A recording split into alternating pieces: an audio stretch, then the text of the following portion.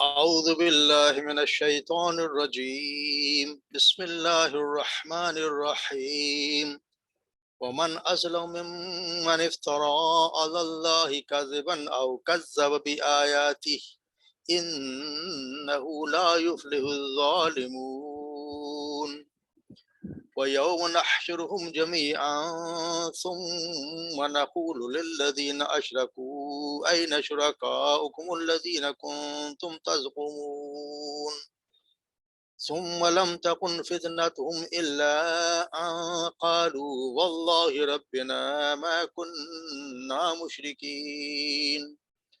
انظر كيف كذبوا على أنفسهم وضل عنهم ما كانوا يفترون ومنهم من يستمع إليك وجعلنا على قلوبهم أكنة أن يفقهوه وفي آذانهم وقرا وأن يروا كل آية لا يؤمنوا بها حتى إذا جاءوك يجادلونك ويقول الذين كفروا إن هذا إلا أساطير الأولين. صدق اللہ علیہ.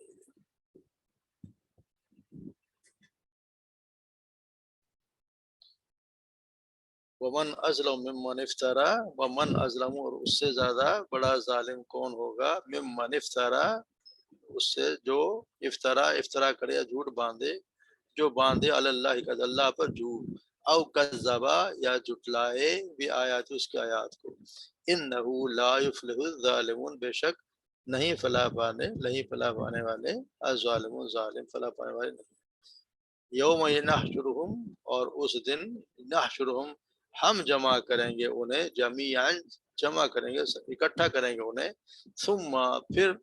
لقول ہم کہیں گے للذین ان لوگوں سے اشرکو جنہوں نے شریک بنایا، جنہوں نے شرک کیا، این شرکاؤکم کہاں ہیں تمہارے وہ شریک، این کہاں ہیں شرکاؤکم تمہارے وہ شریک، الذین جو کنتم تھے، تزعمون جن کے بارے میں تم گمان رکھتے تھے یا دعویٰ کرتے تھے. ثم پھر لم تکن نہیں ہوگی ان کے پاس، فتنتہم کوئی بہانہ، الا مگر ان قالو وہ کہیں گے، واللہ اللہ کی قسم،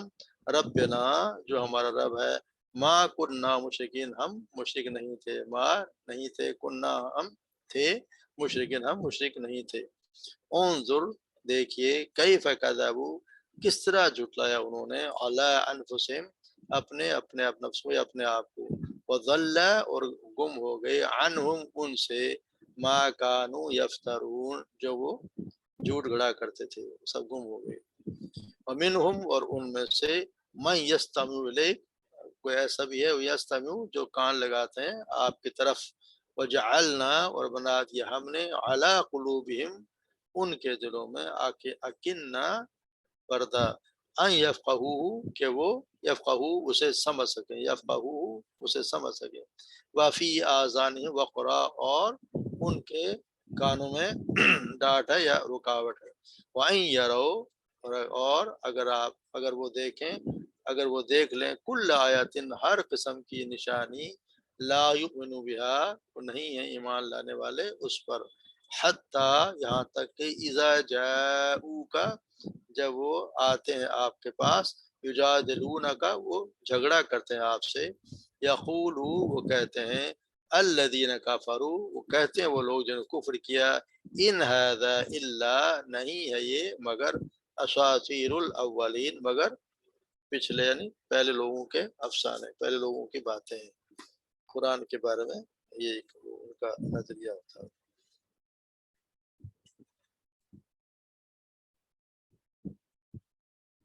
تو یہاں پہ فرمایا جا رہا ہے کہ اللہ تبارک و تعالیٰ کہہ رہے ہیں کہ ان سے بڑا، اس شخص سے بڑا کون ہوگا ظالم، سب سے بڑا ظلم وہ شخص ظالم وہ ہوگا، جو اللہ تعالیٰ پر جھوٹ باندھے، یعنی اللہ تعالیٰ کے بارے میں کوئی ایسی بات کہے جو اللہ نے نہیں کی، اور وہ اس پر اللہ تعالیٰ کو کہے کہ اللہ نے مجھے یہ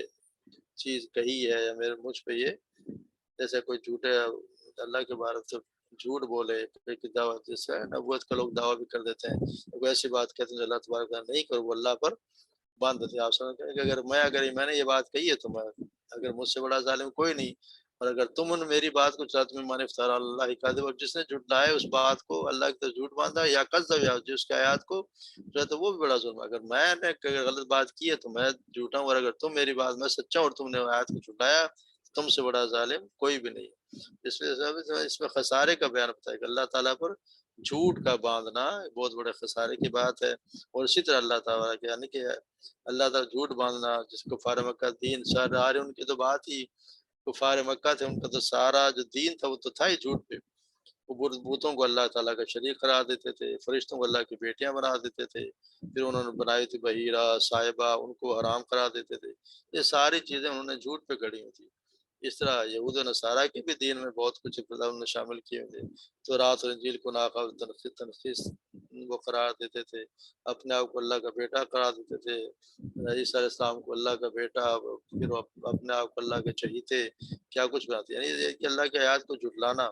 یہ بھی بہت بڑی خسارے والی بات ہے۔ اور یہ کہ جھوٹ بولنا، جیسا آپ صلی اللہ علیہ وسلم نے فرمایا نا کہ آپ نے فرمایا کہ میرے بعد جو ہے وہ 30 نبی ہوں گے، جھوٹے نبی ہوں گے،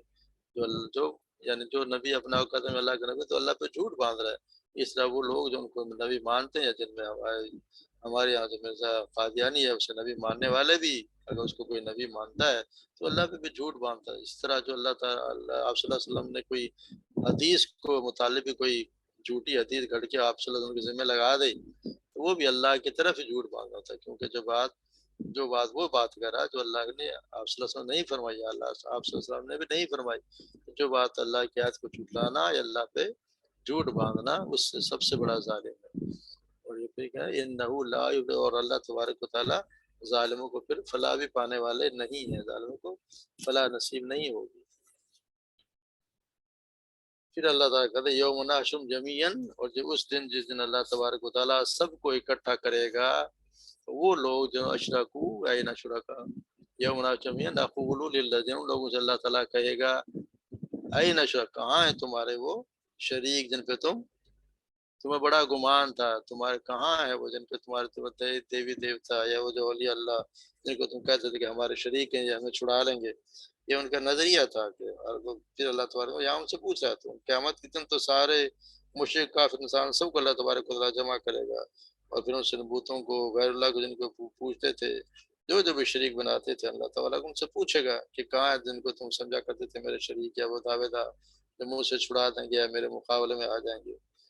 تو قیامت کے دن ساری دیکھ لیں گے، مشکل ترین حقائق اپنی آنکھوں سے دیکھ لیں گے، تو شرک سے تو پھر وہ انکار کر دیں گے، اللہ ہم تو شرک کرتے ہی نہیں تھے، ہم تو سارا انکار کر دیں گے، ہم نے تو اللہ دینا کم تم، پھر وہ کہیں گے جی ہم تو شرک کرتے نہیں، پھر وہ یہاں پہ بہانہ کریں گے ثم لم تکن فتنتہم، ان کا کوئی بہانہ ان کے پاس نہیں ہوگا، مگر وہ کہیں گے اللہ کی قسم جو تمہارا ہم تو شرک کرتے ہی نہیں تھے۔ یعنی وہ یہاں پہ بھی اللہ تبارک و تعالیٰ کے سامنے بھی اتنا جھوٹ بولیں گے کہ ہم تو جو ہے وہ ہم تو شرک کیا ہی نہیں کرتے تھے۔ کتنا بڑا اللہ کے سامنے بھی وہ جو حالانکہ کرتے ہیں وہاں پہ ان کو اور کوئی بہانہ ملے گا نہیں، کیونکہ جن کو شریک بنایا کرتے تھے وہ خود غائب ہو گئے، کوئی ان کو سامنے نہیں آئے گا کہ ہم تمہارے چھڑانے والے، ہم تمہاری مدد کرنے والے، تو اللہ کے سامنے کہیں گے کہ ہم اللہ تیری حمد ہماری رب کی قسم ہم تو مشرک کیا ہی نہیں کرتے۔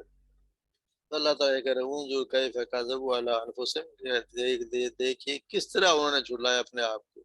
یعنی کس طرح وہ اپنے آپ کو جو کام کیا تھا اپنے آپ کو ہی جھٹلا رہے ہیں۔ وضل عنہم ما کانوا یفترون، اور سب کچھ گم ہو گیا ان سے، سب کچھ غائب ہو گیا ان سے جن کے بارے میں وہ جو جھوٹ گڑھا کرتے تھے، جو اللہ کے بارے میں جھوٹ گڑھتے تھے، سب کچھ ان سے گم ہو گیا۔ اس لیے اللہ تعالیٰ کا دوسری جگہ قرآن میں پڑھتے ہیں کہ جیسے سورہ مومن نے فرمایا ثم قیل لهم این ما کنتم تشرکون، پھر ان سے کہا جائے گا کہاں جو تم شریک ٹھہراتے تھے من دون اللہ، اللہ کے علاوہ، قالوا ضلوا عنا، وہ کہیں گے کہ وہ ہم سے گم ہو گئے، بل لم تکن ندعو من قبل شیئا، بلکہ ہم تو اس سے پہلے کسی کو نہیں پکارا کرتے تھے، کذالک یضل اللہ الکافرین، اس طرح اللہ تعالیٰ کافروں کو گمراہ کرتا ہے۔ تو یہ کافروں کا وہاں پہ بھی مشرکوں کا یہ ایک بہانہ ہوگا، مگر وہاں پہ تو کوئی بہانہ چلے گا نہیں، ہر چیز واضح ہو جائے گی۔ پھر اللہ تعالیٰ کہتا ہے کہ ان میں سے کوئی ایسا بھی من ہوں، ان میں سے کچھ لوگ ایسے بھی ہیں میں یستمو الیک، وہ جو سنتے ہیں آپ کو، کان لگا کے آپ کو سنتے ہیں،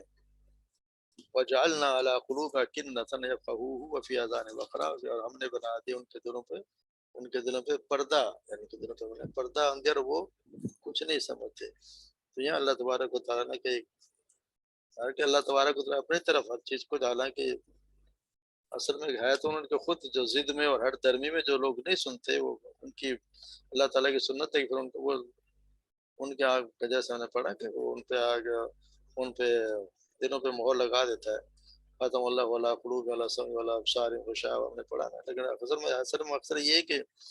یہ اللہ تعالیٰ کی طرف جو بھی دنیا میں جو بھی کام ہوتا ہے وہ اللہ تعالیٰ کی طرف سے ہی ہوتا ہے، تو اللہ تبارک و تعالیٰ اپنی طرف منسوب کر دیتا ہے، کیونکہ اصل قانون کو بنانے والا اللہ ہی ہے، جو نتائج اس سے ظاہر ہوتے ہیں وہ بھی سب اللہ کی طرف سے ہیں۔ تو جو شخص قانون فطرت یہ کہ جو شخص ضد پر اتر آتا ہو یا بے تصویر کے ساتھ صداقت کو انسان کی رویہ اختیار کرنے پر تیار ہی نہیں ہوتا، تو اس کے دل کے دروازے اور اس صداقت پر بند ہو جاتے ہیں، جو بھی کوئی اس کے خواہشات کے خلاف ہو اس کے وہ ماننے کو تیار نہیں ہوتا۔ اس بات کو جو ہم کہیں گے تو یوں کہیں گے فلاں شخص کے دل کے دروازے بند ہیں، اللہ تبارک و تعالیٰ کہ ہم نے بند کر دیا، اس کا جیسے ہم نے بند کر دیا۔ اس کا مطلب یہ کہ یہ اللہ کی سنت کے مطابق ہے، جب بھی کوئی نبی کے مخاطب، جن کو نبی یا جو ہے ان کو مخاطب کر رہا اور اس کی دعوت کے مقابلے میں حسد بھی کریں، تکبر بھی کریں، تعصب دکھاتے اپنے ضد پر اڑے رہتے ہیں، تو پھر اللہ تبارک و تعالیٰ ان کے سوچنے سمجھنے کی صلاحیتیں سلب کر لی جاتی ہیں۔ پھر اللہ تبارک کہتے ہیں کہ ان کے دلوں پر ہم نے مہر لگا دی، ان کے کانوں پہ مہر لگا دی، اور آنکھوں کے آگے ہم نے پردہ پڑ چکا ہے۔ پھر اس کو کوئی بظاہر بات چیت اس کو جو بھی سنتا ہے دیکھتا ہے سمجھتا اس کو سمجھ نہیں آتی، ہوتا یہ ہے کہ پھر اللہ تبارک پھر وہ کچھ بھی نہیں سنتا، وہ ویسے کا ویسا ہی رہتا ہے جیسا اس نے سنا، جیسا اس نے سنا ہی نہیں۔ اور یہ وہ لوگ بھی آ کے اصل میں وہ آ کے سنا کرتے تھے، کچھ ایسے شو کرتے کہ جس طرح بہت غور سے باتیں سن رہے ہیں، اور پھر جا کے چٹلاتے تھے۔ تو جب وہ ان کے عام آدمی دیکھتا ہے کہ جو ہمارا سردار بڑے سمجھدار اور وہ سنتے ہیں، غور سے سنتے ہیں، اور پھر اس کا انکار کرتے تھے، تو ان کو بھی شک ہوتا تھا کہ شاید اس بات میں، اور وہ یہی چاہتے تھے کہ اس میں شک پیدا کر دیں، ایسا ہوتا نہیں۔ اللہ تبارک و تعالیٰ ہم نے دیکھا کہ پھر ان کی وہ صرف ان کا ایک چال ہوتی ہے، مگر اللہ تعالیٰ اسے ایسا کرتے ہیں، جس نے ہدایت حاصل کرنی ہوتی ہے وہ حاصل کر ہی لیتا ہے۔ وہیں یارو کل آیت لا یؤمنوا بها، تو اللہ تعالیٰ کہتے ہیں کہ اگر یہ ساری آیات قرآن کے علاوہ بھی، قرآن حالانکہ سب سے بڑی دلیل ہے، اللہ تعالیٰ نے آپ صلی اللہ علیہ وسلم کو سب سے بڑا یہ معجزہ دیا ہے کہ اس کے باوجود اگر وہ اس کو سمجھنے کو تیار نہیں، اللہ تعالیٰ کہتے ہیں کہ اس کے باوجود اگر وہ ساری بھی آیات کو ہر قسم کی نشانی دیکھ لیں، پھر بھی وہ آپ پر ایمان لانے والے نہیں ہیں۔ حتیٰ اذا جاءوک، وہ آپ کے پاس آتے ہیں اور آپ سے جھگڑا کرتے ہیں، اور وہ کہتے ہیں کہ الذین کفروا ان ھذا الا اساطیر الاولین، یہ تو ان لوگوں کے کافر جو کہتے ہیں یہ تو ان لوگوں کے قصے کہانیاں پہلوں لوگوں کی، یعنی یہ وہ لوگ جنہوں نے مانا نہیں ہوتا ان کا فائدہ ہوتا ہے کہ جو شخص بھی انہیں کوئی حق کی دعوت دیتا تو یہ کہتے ہیں کہ تم نے کون سی نئی بات کہی ہے، تو ساری وہی پرانی باتیں جو ہم پہلے سے سنے چلتے آ رہے ہیں۔ یعنی ان کا اصل میں نظریہ شاید یہ ہوا کہ کسی بات کے حق ہونے کے لیے ضروری ہے کہ وہ نئی بات ہونی چاہیے، یعنی جو بات پرانی وہ حق نہیں ہے، حالانکہ حق تو ہر زمانے میں ایک ہی رہا اور ہمیشہ ہی رہے گا۔ اللہ کے دیے علم کی بنیاد پر جو لوگ انسانوں کی رہنمائی کے لیے بڑھتے ہیں وہ سب پرانے زمانے کے ایک جو حق ہے اسی کو پیش کرتے آئے، اور آئندہ بھی وہی جو علم ہے، پرانا جو علم ہے جیسے ہمیں آپ صلی اللہ علیہ وسلم نے جو علم دیا وہ پرانا ہو کیسے، وہی ہم اسی کے حساب سے کسی کو آگے ہم اپنی بات دہرائیں گے اور حق تو وہی بیان کریں گے جو آپ صلی اللہ علیہ وسلم نے فرمائی اور انبیاء کرام نے فرمائی۔ اب جو یہ کہے کہ جی کوئی نئی بات نکالو تو نئی بات جو نکالے گا تو ادھر اپنی طرف سے نکالے گا۔ آپ صلی اللہ علیہ وسلم نے جو بات بتائیں اللہ تبارک و تعالیٰ ان کے ذریعے ہم تک بات پہنچائی وہ تو مکمل ہو گئی، اس کے آگے تو کوئی بات نئی تو ہے ہی نہیں۔ اب اگر وہ اس کو کوئی بات کہے کہ جی یہ تو ہم پرانی باتیں کر رہے ہیں تو یہ ان کا ایک نہ لانے کا بہانہ، یا پھر اللہ تبارک و تعالیٰ کی طرف سے ان کے وہی دلوں پہ مہر ہے کہ وہ سمجھنے کو تیار نہیں، وہ پھر یہی جھگڑا کرتے ہیں کہ جی آپ کو نئی بات ہمیں بتائیں، یہ تو ہم پرانی باتیں سنتے آ رہے ہیں، آپ لوگوں سے سنا کے دوسروں سے ہمیں یہ باتیں بتا رہے ہیں، وہ پھر اللہ تبارک و تعالیٰ ان کو سمجھ آتی نہیں بات، وہ ایک اس کے علاوہ کوئی ان کا بہانہ نہیں ہوتا کہ وہ یہ الزام لگاتے ہیں کہ جو پرانی کہانیاں اس پہ ایمان نہیں لائیں۔ وآخر دعوانا الحمدللہ رب العالمین. باقی انشاءاللہ اگلی 5 آیات کل پڑھیں گے کیونکہ کل پڑھتے تو 10 آیات ہو جاتے ہیں، زیادہ ہو جاتے ہیں. باقی انشاءاللہ کل پڑھیں گے. جی کوئی سوال تو بتائیں ورنہ ایک حدیث دیکھ لیتے.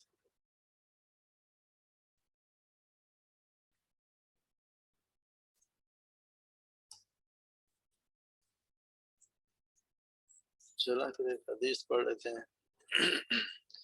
عن ابی ہریرہ رضی اللہ تعالیٰ قال سمیعت رسول اللہ صلی اللہ علیہ وسلم یقول. سیدنا ابو ہریرہ رضی اللہ عنہ بیان کرتے ہیں کہ آپ صلی اللہ علیہ وسلم نے فرمایا ما نہیتکم عنہ فاجتنبوہ، جس چیز کے لیے جن کاموں سے میں نے روکا ہے اس سے تم بچو. وما امرتکم بہ، جس کا میں تم حکم دوں فاتوا منہ، تو پھر اسے اسی طرح کرو. مستطاعتم، اپنے استطاعت کے مطابق. فانما اهلك الذين من قبلكم کثرت مسائلہم،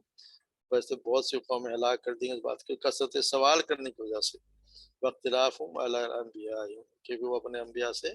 نبی کے خلاف چلنے کے طرز عمل کی وجہ سے وہ ہلاک کر دیے گئے. یعنی یہ حدیث بھی وجہ سے پڑھا. وہ پہلے والے جامع الکلم کے حدیث نے ایک چھوٹی سی ایک جملے میں بہت سی بات کہہ دی گئی. اسی طرح ہے کہ آپ نے فرمایا کہ جن چیزوں کا حکم دیا ہے جہاں تک ہو سکے، یعنی جس چیز کا میں حکم دوں جہاں تک ہو سکے اس کو کرو. اس سے پھر لا تضع مسائل آ جاتے ہیں کہ جتنا بھی آپ کر سکتے ہیں. جس کوئی شخص کھڑے ہو کر نماز نہیں پڑھ سکتا تو بیٹھ کر پڑھ لے، اس پر قادر نہیں ہے تو پھر وہ لیٹ کر پڑھے. وضو میں اگر کسی ایک حصے کو دھونے کا نقصان دے تو باقی اعضاء کو دھو لے، اس پر مسح کر لے.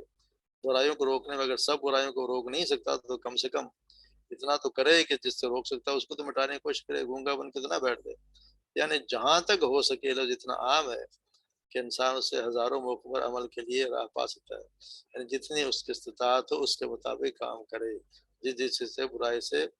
روک سکتا ہو، کسی کو روک سکتا ہو. سر آپ سے فرمایا کہ جو کسی برائی کو دیکھے تو طاقت سے ہو کر وہ اس کی استطاعت نہیں رکھتا تو زبان سے، اگر اس کی استطاعت بھی نہیں ہے تو پھر کم از کم دل میں برا تو سمجھے اسے. تو جتنا ہو سکے اس کو کرنا چاہیے. اور پھر اس حدیث مبارک میں زیادہ سوال کرنے سے بھی منع فرمایا گیا. اس کی وجہ ہے کہ پہلی امتوں کو ان کی شرکت نے ہلاک کر دیا. وہ سوال کرتے تھے پھر نبیوں کے خلاف چلتے تھے. لہٰذا ہمیں حکم دیا گیا کہ ہلاک کرنے والوں کی راہ اختیار نہ کرو. خام میں بلا ضرور سوالات جیسے نے پڑھا نا کہ تمہیں کیا ہو گیا کہ اس طرح سوال کرتے جیسے موسیٰ علیہ السلام کے امتی کیا کرتے تھے، ایسے سوال کرنے سے ہمیں منع کیا گیا. اور پھر اس سے یہ جو ضروری دین کی معلومات معلوم ہو جائے تو پھر اس کے ساتھ عمل کرے. دین کی بات میں ضرور معلوم کرنا چاہیے، لیکن بلا وجہ کے سوالات جیسے بہت سے سوالات کیا کرتے جیسے بنی اسرائیل کو اللہ تبارک کا حکم دے کے گائے کو ذبح کرو تو انہوں نے خام خواہ سوالات شروع کر دیے. گائے کا رنگ پوچھنے لگ گئے، اس کی عمر پوچھنے لگ گئے، کیسی ہو، کیسے رنگ کی ہو، کیا کرتی ہو. تو لوگ کرتے کرتے پھر آخر پھنستے ہی چلے گئے. ورنہ اگر مان لیتے تو اس میں سے گائے ذبح کرتے تو حکم پر عمل ہو جاتا ہے. اسی طرح بہت سے لوگوں کے سوال کرنے کی بلا وجہ عادت ہوتی ہے، اس کا کوئی فائدہ نہیں ہوتا. جیسے بعض لوگ پوچھتے ہیں جب موسیٰ علیہ السلام کی والدہ کا نام، اس کا نام کیا تھا، اس سے کیا فائدہ ہوگا. جس شخص کو موسیٰ علیہ السلام کی اگر والدہ کا نام پتہ کہ وہ جنت میں نہیں جائے گا. اسی طرح بہت سے لوگ صحابہ کہف کے وہ ان کی یہ لگ جاتے ہیں جو کتنے تھے، ان کا کتے کا رنگ کیا تھا، فلاں کیا تھا. تو یہ ان کے کوئی فائدہ نہیں ہوتا. جس چیز کو اللہ تبارک و تعالی ہمیں نہیں بتایا، آپ سب نہیں بتایا، اس کی کوئی لگانے کی کوئی ضرورت ہی نہیں ہوتی. جیسے ایک شخص کا ایک دفعہ مجھ سے پوچھ لگا کہ آپ بتائے کہ جی وہ آدم کو ہوا کا نکاح کس نے پڑھایا. تو عجیب عجیب سوالات ہوتے ہیں جن کا کوئی مقصد نہیں ہوتا، بلا وجہ کہ اپنے آپ کو مشکل میں ڈالنے والی، اپنے آپ کو فتنے میں مبتلا کرنے والی باتیں ہوتی ہیں. بلا وجہ کے سوالات سے منع کیا جس کا کوئی فائدہ نہیں. اگر ہمیں اصحاب کہف کے یہ نہیں پتا کہ کتنے تھے، اللہ کرے کہ 7 تھے، 10 تھے، 6 تھے، تو اس سے کیا فرق پڑتا ہے. تھے تو صحیح. پھر اوپر سے کتا کیسا تھا، کس رنگ کا تھا، اس سے ہمیں کیا پتا. اللہ نے بتایا تھا کتا تھا اور سامنے بیٹھا ہوتا تھا، اس کا کوئی، اس سے ہمیں کوئی فائدہ نہیں کہ اسے کتنے سے یا رنگ کے پتہ کرنے کا کوئی بھی فائدہ نہیں. اس لیے وہ سوالات ضرور پوچھنے ہیں جن سے کوئی مقصد حاصل کرنا ہو. بلا وجہ کے سوالات جس کا کوئی دین میں کی ضرورت نہیں ہے، جس کے بغیر ہمارا کام چلتا ہے، اس کے پوچھنے کے آپ صلی اللہ علیہ وسلم منع فرمایا. تو اللہ تبارک و تعالی ہمیں صحیح عمل کرنے کی توفیق عطا فرمائے. ہمارے سبحانك اللهم وبحمدك نشهد ان لا اله الا انت نستغفرك ونتوب اليك. السلام عليكم ورحمه الله وبركاته.